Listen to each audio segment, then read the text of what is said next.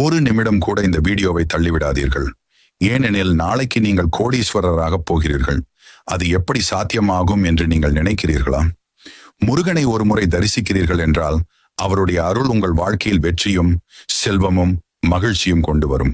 முருகன் ஒரு போர் தேவன் மட்டுமல்ல, அவர் அருள் பெற்றவனுக்கு எந்த இடையூறும் தடையாக வராது. சபரிமலைக்கு போனாலும் திருச்செந்தூருக்கு போனாலும் முருகனை நினைத்தாலே கூட மனதில் இருந்த கஷ்டங்கள் அகன்றுவிடும். வாழ்க்கையில் சில சமயம் நம்மால் எதையும் செய்ய முடியாத மாதிரி தோன்றும். அப்போதே முருகனை தியானிக்கவும், ஓம் சரவணபவ என்று சொல்லவும்.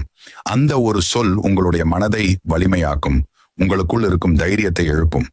முருகன் தனது பக்தர்களை ஒருபோதும் கைவிட மாட்டார். அவர் உங்களை பொருளாதாரத்திலும் ஆரோக்கியத்திலும் அறிவிலும் உயர்த்துவார். நீங்கள் நினைத்த சிறிய விருப்பங்கள் மட்டுமல்ல, பெரிய கனவுகளையும் முருகன் நிறைவேற்றுவார். நாளை உங்களுக்கு நல்ல வேலை கிடைக்குமா? வியாபாரம் வெற்றி பெறுமா? குடும்பத்தில்